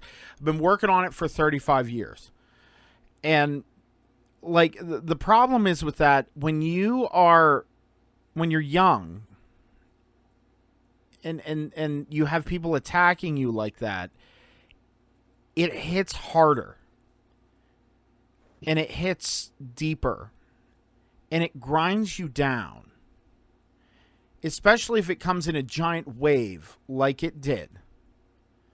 And you can't get away from it. You can't escape it. all you want is for it to stop. And listen, I last year, one of the hallmark worst years of my personal life, 2019. Little did I know about 2020. But 2019, I literally had a plan, and I'm being super transparent here. This isn't Poot the Bard. This is me. This is Chuck Bungo. There's my name. The Breaking Kayfabe. I literally, from just everything coalescing, and at the age of 34, it took me this long to get to this point, but 34, I had a plan to walk down that same path. I had a plan. I knew exactly how I was going to do it. I had the wherewithal mentally to go, whoa, we got to get things sorted out. I need help. And I went and I found help. And I'm way better for it. And that was a year ago. And I'm way better now. Unfortunately, some people, it's so heavy, so hard, so fast, they don't have that option. And like, just the smallest bit of compassion. You know, there's a person out there that wrote a comment or a message to her that was the last thing she read. Yep. And I know that person probably isn't listening to this podcast, but anyone who is, I want you to seriously think about this. What if you were that person who said that thing that was the final nail in the coffin, or the straw that broke the camel's back, that made that person go, okay, I'm done? Think about that. Could you live with yourself? And that person is out there, and they probably have no idea that that comment was the last thing that caused this horrible tragedy. And they don't know it. It's not in their mind. Like, they don't have to live with it on a cognitive level, but knowing that they did that, can you live with that? Think about that for a second. Which is better? Not saying anything at all, or offering some kind of positive reinforcement? Now, or constructive criticism. Constructive criticism would be, are you outside? No, I'm good. Okay. Or constructive criticism versus angry vitriol and harsh, gross, unnecessary, slanderous criticism. I don't know about you, Beef, but I wouldn't be able to live with myself. I dread, with my family and my loved ones, like my close friends. Now, maybe it's because of the way my brain works, but I think about, what are my last words to that person going to be? Yep. Yo, Yeah, man. I know I'm ranting. I'm getting on my soapbox here. I'm sorry, but like, I had a guitar student who I was one of the last people to see him. And I knew something was off when he was in his lesson. I said, "Are you okay?" I kept asking him, "Are you okay?" We're an "Are you okay" family around the Poot the Bard household. We all ask each other, "Are you okay?" all the time. And I asked him a couple times during our guitar lesson, "Are you okay? Are you okay?" And he just kind of had this, like, he seemed distant, like far away. And he was there. He was doing what I told you. We were joking, but I could tell there was something wrong. And I said, "Okay, man, well, you know, if you want to talk about anything, we can talk." And the next day, on his lunch break, he went home and he shot himself.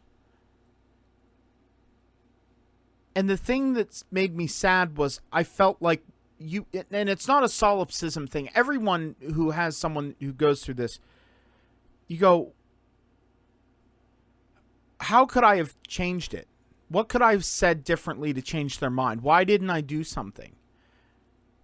And it's not your fault, but I don't know what I'm getting at here, but it's the point that it's like, think a little bit. Be kind. Kindness isn't hard. You don't have to like someone to love them. You don't. I mean, I don't like beef, but I love him to death. Thanks, buddy. Joking aside. You're 100% right. You know, it's the old adage. You know, it takes more muscles to frown than the smile. You know, it takes way more effort to really like actively dislike someone to the point of saying something so jarring that would make them consider such a thing, versus just letting them exist. Like, maybe it's not your cup of tea, and maybe you don't agree with something they did or something they said, or maybe they made a Facebook post that made you angry, or, you know, maybe they support Trump, or maybe they support Hillary Clinton, or maybe they support Biden. You know, who fucking cares? At the end of the day, we are all in this together. We are all of the same fucking race, man, and like, we got to do better as a people, as a society. Like, and this is like super esoteric and super meta, but we got to coalesce, man, with everything going on. We got to coalesce, and like this here, the passing of Hannah Kimura was just like something that really made me think, like, how toxic of a people are we? And then, obviously, everything going on right now, man, like, obviously we want you listeners to stay safe. You know, we love having you guys listen, and girls listen, and we appreciate your viewership, for sure. Indeed.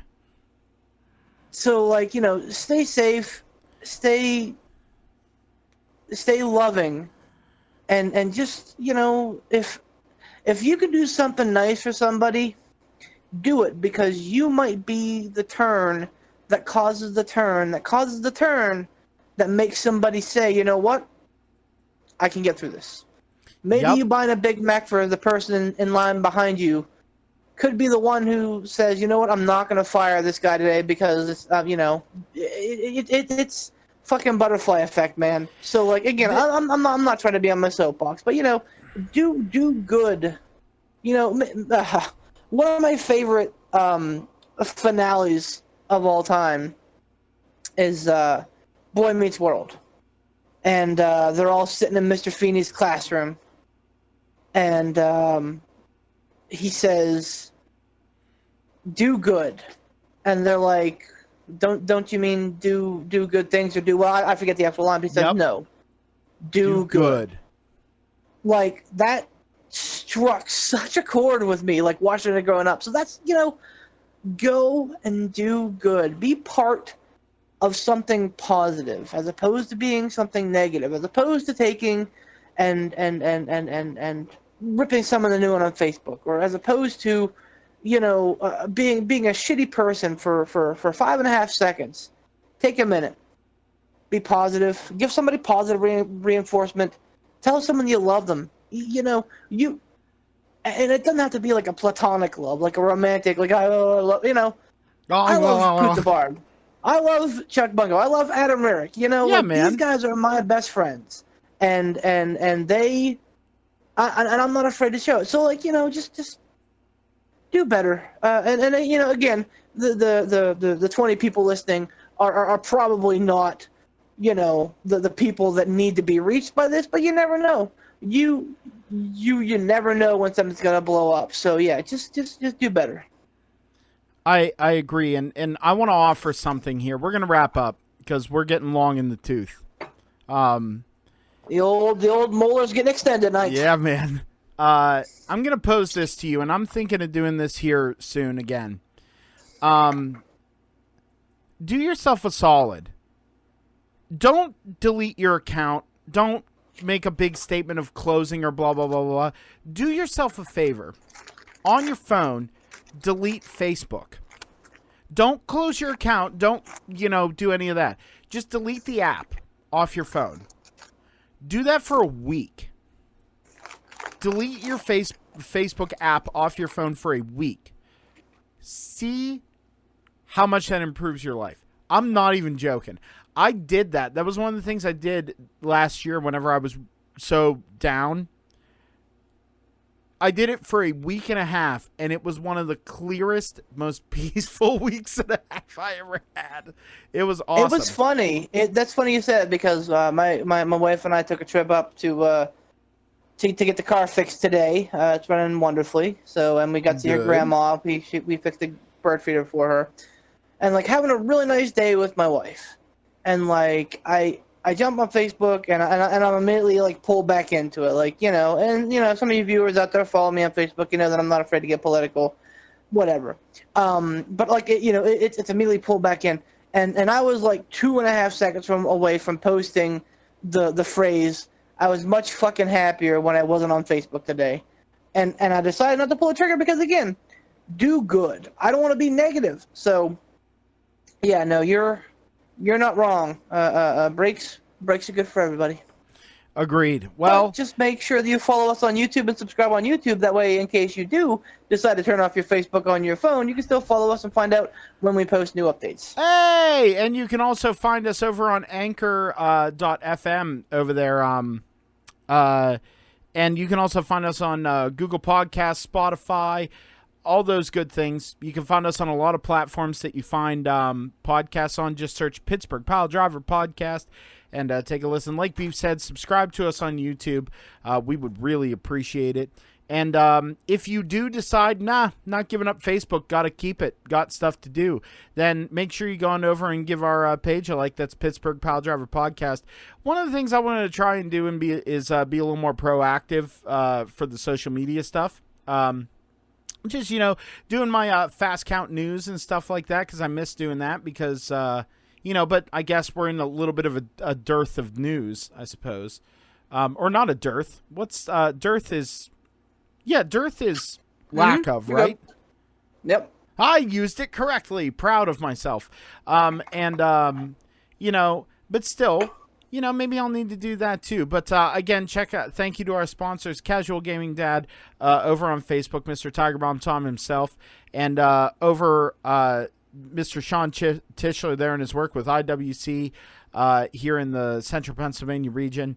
And big shout out to all the indie wrestlers out there. Keep on keeping on, because we can't wait to come and see you once everything is done. Hell, to all the major league wrestlers, quote unquote. Keep on keeping on as well, because I know they're frustrated just as much. A lot of them that aren't in WWE or AEW, that can't run. The guys New Japan, PWG, Impact, any of that stuff. Like Raw. Like it's got to be tough right now for them, even if they are still working. So, just I don't know. Keep on keeping on, man. These are weird, tough, difficult times. And like Beef the Legend said over there, do good. For Beef the Legend, Mr. Poot the Bard here, Tiger Bomb Tom, the absent Tiger Bomb Tom, and our reigning, defending, undisputed Cruiserweight champion of the P3 podcast in his yearly reign, the Madman, Alec Ransom. I am Poot the Bard. Thank you guys very much. And have a wonderful evening, day, night, whenever you're deciding to listen to us all.